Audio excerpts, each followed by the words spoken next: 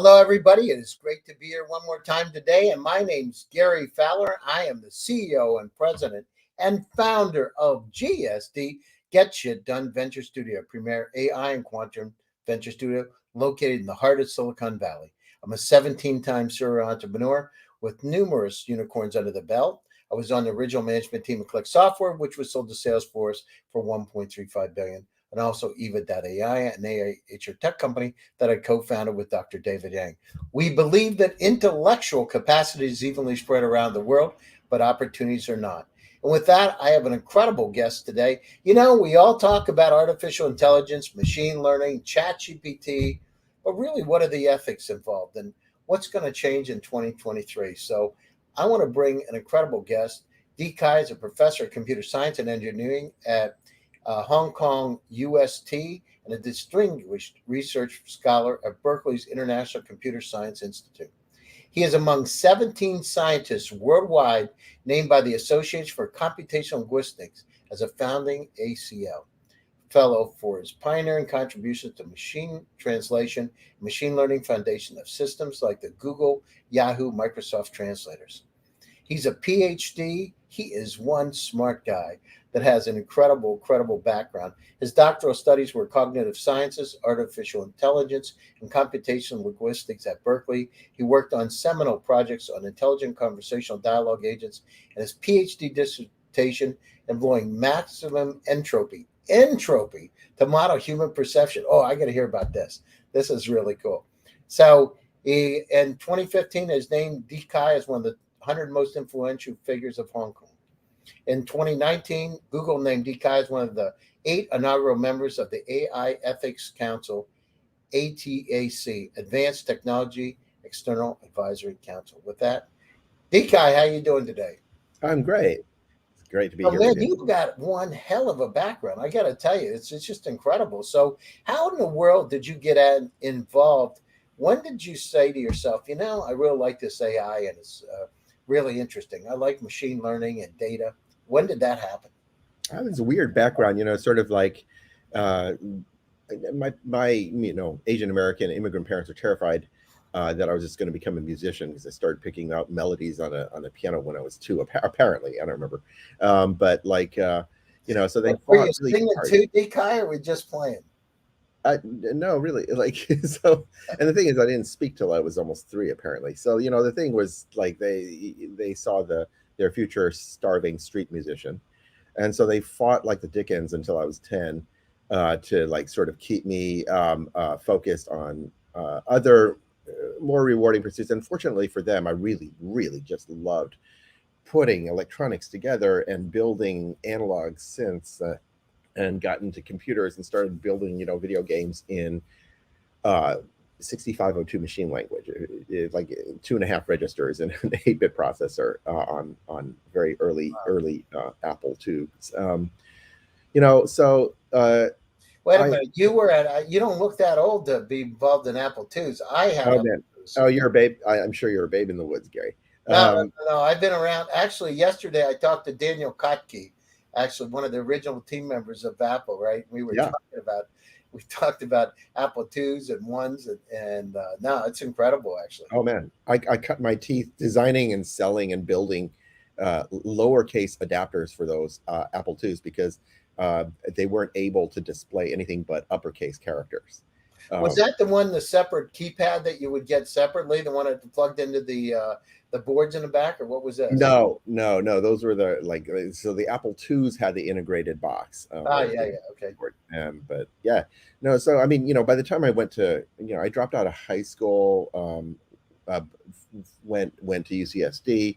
After that, just sort of tested in, and put myself into the liberal arts college there, Revelle College, which you spend 2 years doing, nothing but the requirements, the humanities, the literature, the philosophy, foreign languages, arts, music, and all the other engineers ran screaming away to the other colleges at UCSD because it was just so so challenging and tough for an engineer or a scientist to think this way. I ended up being the only computer engineering major of my entire year there, but I just loved it. My philosophy class was this advanced class on technology and society, if you can believe this. Oh, that would be cool. Oh, it was so cool. I was the only technologist in the class. The rest of them were just philosophers, that were just bashing tech. So this was trial by fire. I got an A. I was so proud of myself, against all these philosophy majors. And by the time I finished my degree, I was like, okay, I'm really good at coding. I don't want to only do that for the rest of my life. It would be boring. The only way forward I can see is to marry that interest to something that is deeply associated with the humanities. And that's AI. And by the way, language is the core of human intelligence. Mm-hmm. Like that is what differentiates us from the intelligence of the pet dog over here, is the ability to not just pattern, recognize and learn things through Pavlovian conditioning, but to actually be consciously aware of what you're doing by telling stories of what you're doing to yourself and to others, using our linguistic abilities. And so, of course, with that tied to the study of humanities and literature and language and all that kind of thing, this was really exciting to me. And UCSD back then was the hotbed of neural network research. People who've been around long enough remember the parallel distributed processing revolution that was developing in the cognitive sciences as an alternative to good old-fashioned AI that was all logic-based and rule-based, and humans manually writing knowledge representations, forever. And so, sort of influenced by that, I went on to Berkeley, choosing AI. I leapt into natural language processing, which was dominated by that, but with the firm idea that we were never going to be able to model language under, in the interpretation of all the ambiguity of almost every single word you utter, purely by writing logical rules. My advisor at Berkeley, Robert Walensky, who was, the father of story understanding, AI, and leader of the group there that included, at the time that I was there, Peter Norvig, and Dan Dorowski and Jim Martin, and Jim Mayfield, Marty Hurst, and many other sort of people now, colleagues who have really gone on in different areas of natural language processing. And we cut our teeth building one of the seminal dialogue systems. It was called the Unix Consultant, and what year was that, TK? I joined the group. Let's see. I joined Berkeley in 1984. God, I can't believe that. You don't look that old. Thank you. I did join young, but yeah, no. I'm like I said, you're. Wow, that's amazing. You are a babe in the woods, I'm sure. No. I've been involved. So I graduated from college in 1980 myself. So I know, I was back selling the first Apple IIs, and I was back in that same Commodore Super Pets and 9000s and the whole 9 yards. So I was there too. Well, you are keeping very well, Gary. Well, I don't know. I mean, you're way better than I. I mean, you look great at first. I thought you were in your, early 30s. Oh my God. No, thank you. Yeah. So, it just, I ended up doing my PhD, 6 years of screaming fights with my advisor. Not me doing the screaming, him doing the screaming. But then 6 months before I graduated,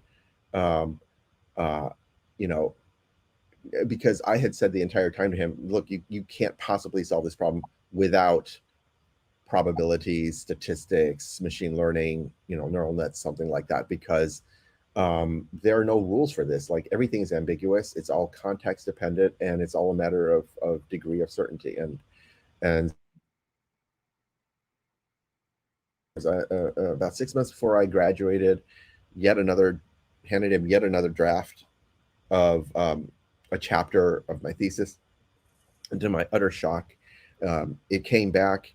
They would always come back covered in red ink, but this time it came back, and he was like, Dekai, I finally understand what you've been doing all these years. This is incredible. This is the best thing ever. And I he flipped Well, that's to great. being my biggest champion.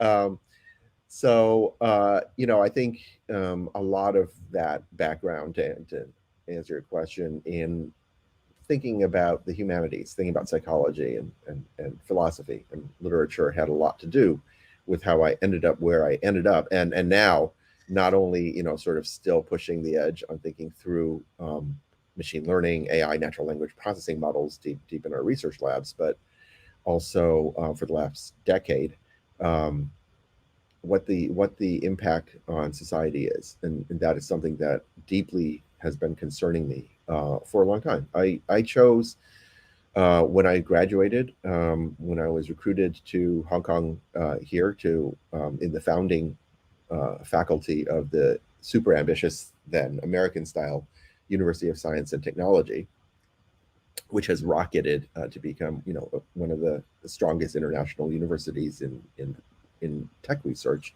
and it's been for me very important that the first thing that I chose to apply this brave new world of machine learning, of language interpretation to, was translation engines. Hong Kong has been for 170 years or so this oddball East-West culture that evolved under 150 years of British colonialization, where you had the 1% who were the English speakers in control of a society where the 99% were sort of separated by language. It's a little bit like the way Latin was used in the Middle Ages to separate the ruling class. And of course, I'm coming from California. I'm coming from Berkeley, landing in this. I'm going like, Well, how was that? this isn't good. Wow. Let me see if I can deploy this new machine learning approach to bridging that kind of gap between cultures. Put everybody in a position of understanding each other better. That has, reducing that kind of polarization, reducing that kind of bias has been the mission. I would say that in my life. And so then, about a decade ago, to see AI, the machine learning stuff that I was part of the vanguard of making happen in AI, being put to use in ways in social media and recommendation engines and search engines that were doing the polar opposite, turning people into different polarized camps and encouraging their biases, especially their unconscious cognitive biases, is that just set off all sorts of alarm bells for me. And that's when I started really speaking about the ethics part of the problem, looking at it both from a societal standpoint and also from understanding what the AI itself was doing, both what it's superhuman at doing, which is why it's amplifying these effects in society, and also what its weaknesses till today are, which is why it's mindlessly doing this without any sort of checks and balances within the algorithms. Yeah, so I write a lot about compassion, emotion. By the way, I came at this as a psychologist, moving into AI. So I came in the other direction. I'm not nearly as deep as you are in terms of that technology. We build companies, right? But we came at it from a different perspective because when I was in graduate school, I was in institutional research and understood that there's incredible power that needs to be harnessed. I actually was using those Herman Hollerith cards. I don't know, you probably don't remember those, but we actually. Oh no, I have done Fortran programs on hundreds of cars, COBOL programs on. So we had these cards. I remember these stacks, and I'm thinking, oh my God, this is unbelievable. So that got me started. Then I started selling the first Apple computers through one of the groups and Commodores, and I started to really get into it. Said, this is unbelievable. This is what I was thinking about. Yeah. But I thought we're a little bit too early. Where's this going to evolve? And here we are. But what's going to happen, Kai? I mean, you go down through and Kai, you look at this environment that we have, and you've got this kind of unrestrained AI doing all kinds of things, right?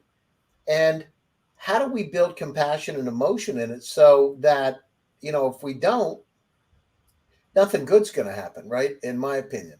And so how do we build those I wrote an article that said it's like your grandmother, right? We need somebody that loves us and cares about us, at the same time has a lot of knowledge to be able to help us, to guide us, like your grandparents, And how do we do that? And is that going to happen in your opinion, or are we moved in the other direction? We only care about efficiency and effectiveness, and who cares about if something cares about you? My view on this, and this is controversial within AI ethicists. My view on this is that this is an existential risk, and for us to actually make it, we absolutely need AIs to do this. I gave a talk before COVID. Let's see, I guess it would have been 2018, TEDx Oakland. Um, uh, where the teleprompting the screens broke down. I had to give the talk looking at things on my phone.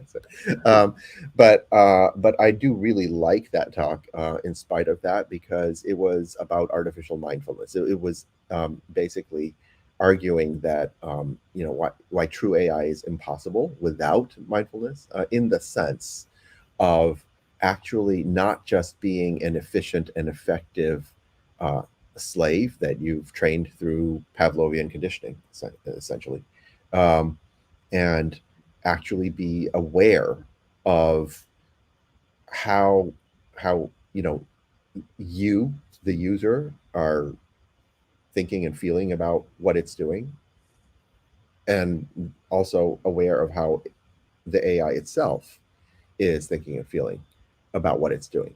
And then how does that? But that changes the dynamic of relationship with AI, doesn't it? Completely, It changes completely. it to a more equal footing, doesn't it? It does, and this is what And who's scares a the lot of slave and people. who's the master in that sense? Yeah, well, so this is, I think, the part of the crux of the debate in AI ethics. You have one camp that argues AIs should always be slaves, that humans are masters and AIs remain the slaves. Well, that Uh, hasn't really helped us in the past. And if you look at the history of the world, when has that ever turned out well in the nothing history good is of going the to happen. planet? Nothing good, Dekai, really. I understand the completely understand the scariness of AIs that aren't just like under under your feet, um, but without that kind of mindful awareness of how how humans are thinking and feeling about what it does, the machine cannot have empathy and without that it cannot Great. make decisions that actually care about the outcomes, and that is an even graver danger. And so I Yeah, think the question should not be whether we can have ever larger mindless efficient effective crunchers that are slaves, mechanical tools, um, without having the checks and balances of actually being sensitive to the outcomes. And the real great. question is, how do you train the AIs so that they are empathetic, that they care about the outcomes, that they actually do have a sense of responsibility, of societal responsibility. And that is and what does that mean to society? Those are the conversations that we urgently need in society to be having in Yeah, I 2023, think not something the conversations about I Hollywood visions of the robot overlords. I agree. I mean, the thing is, you're going to have exactly what you don't want happen, because if you keep, pushing it down and don't build these compassionate systems and empathetic system, nothing good. And the concern, I don't know about you, Dekai, but some of the stuff for weaponizing AI in all kinds of strange ways. I mean, you start building them empathy and compassion, and it starts changing things, doesn't it? And how does that going to play out? So, I mean, you think about where this is gone and where the research is going. It's very interesting. And the you're right, because if you have a slave mentality to this AI, at some point it's going to get to the point where it's going to on its own think, listen, you aren't very nice. I think one of the things we need to learn right now is how much, even with, today's furor over ChatGPT, right? Well, I mean, the reason it does the things that it does is because it's a mirror of what we are.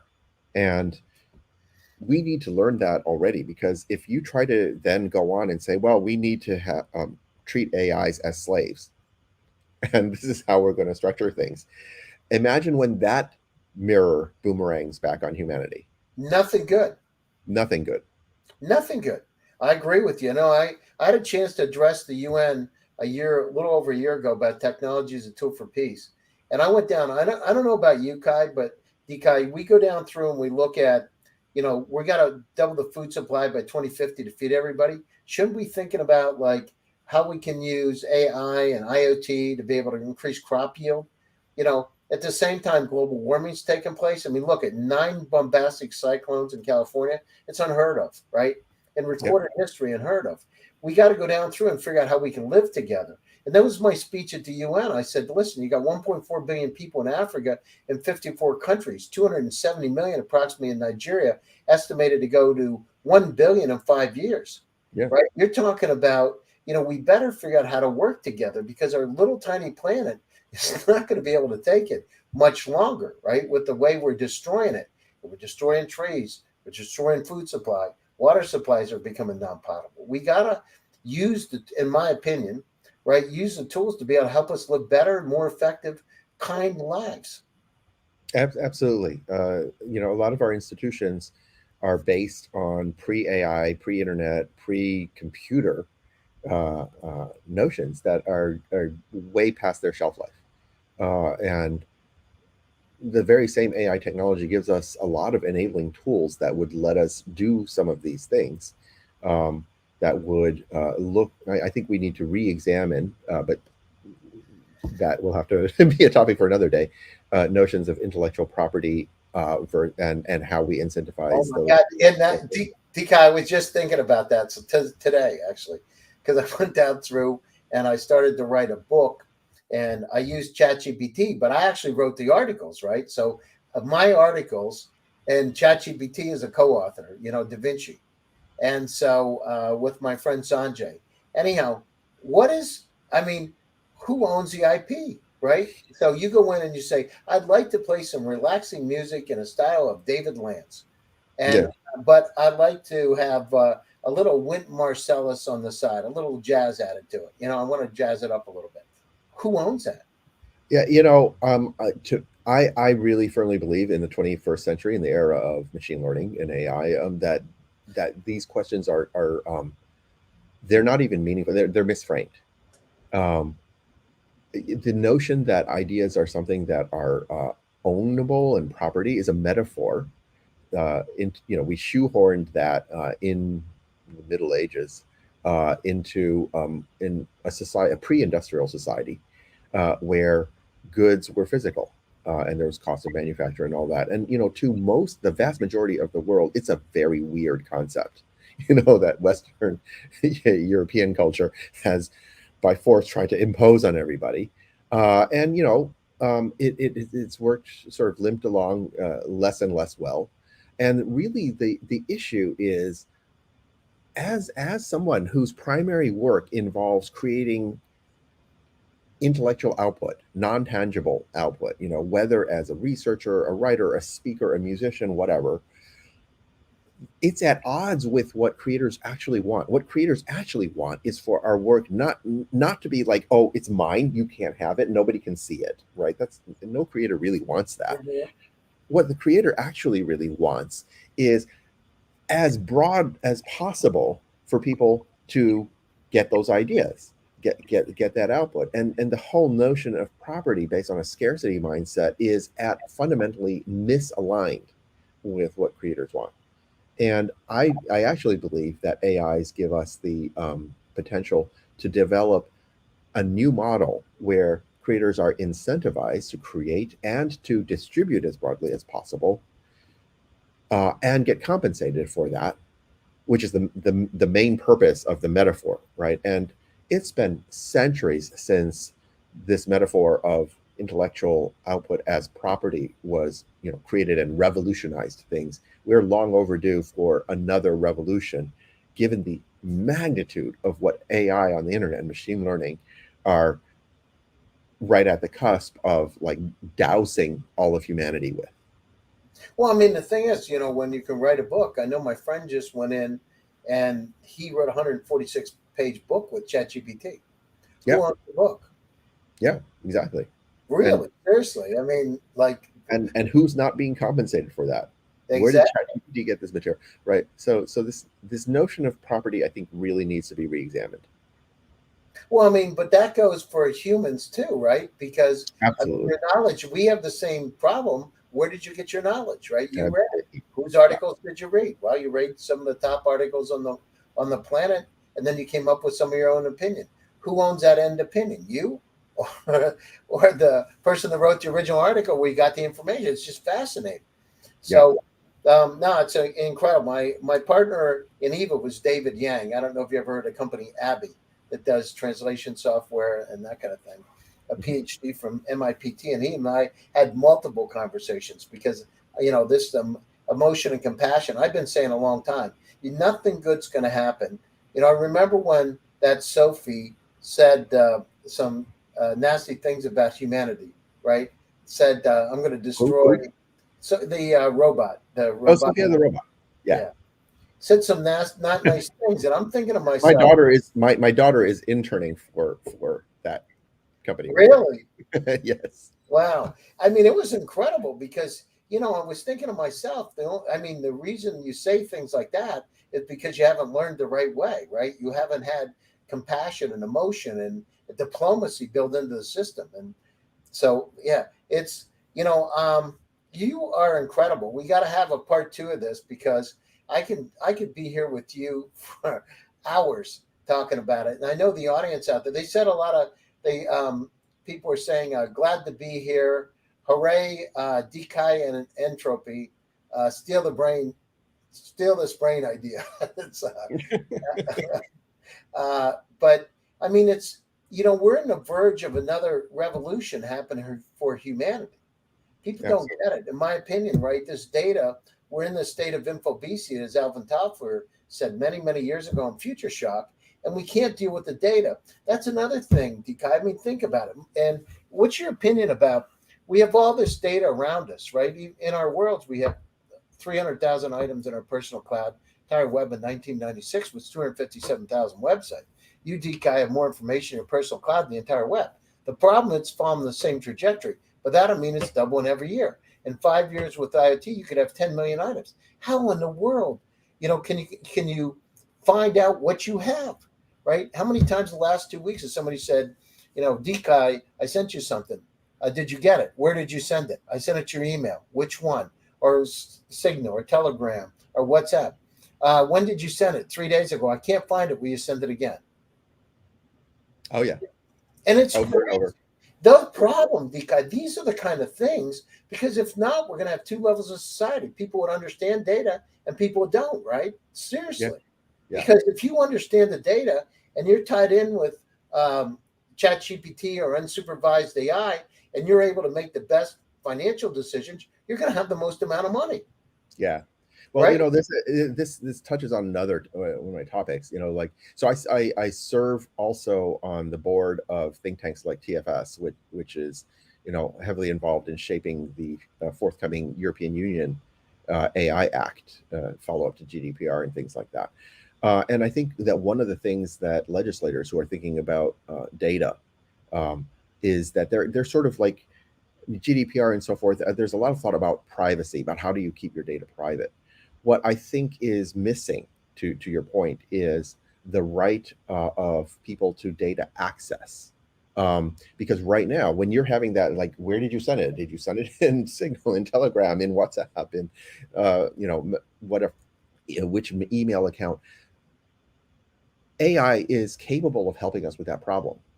The barriers, however, are that these different organizations don't make it possible for you to have your personal AI easily access all of those different channels because they're locked behind sort of each company's sort of little walled garden, and they're trying to do that for commercial reasons. But there needs to be a right for people to be able to access their own data, regardless of that. No, Um, I agree. Whether it's tokenization or whatever it is, I mean, we got to come up. That's the problem. We developed with one of my companies called Findo, the company I co-founded, a cross-platform search. And it yeah, wasn't that it didn't work. The problem is people don't remember their passwords because they're locked into these systems and they couldn't, you know what I mean? There's like, Yep. you could have Google Drive, Dropbox, Box, Slack, all this, but they don't remember their passwords and they don't make it easy between the companies to get at that information. Yeah. So I agree with you. I mean, access to data is really important. I'm dealing with a company that's developed an incredible technology to be able to help patients, have advocacy so they can get to the right kind of doctors, right? It's another problem. And having these kind of tools, these AI and supervised AI tools that have compassion could become advocates, right? This is a doctor. Here's one that I would suggest. This is the reason why. Let me tell you a little bit about what's happening. It makes you feel better, right? It's almost like having a friend, a Yeah. smart friend. Yeah, absolutely. No, it's great. Listen, we're coming into the top of the show. You're amazing, actually. I'd love to get you back on for part 2 so we can dive into this a bit more because Look, you're just a repository of incredible information. And I really appreciate you taking your time out of your busy schedule to join us today. thank you for having me on. Really Thank enjoyed you. it.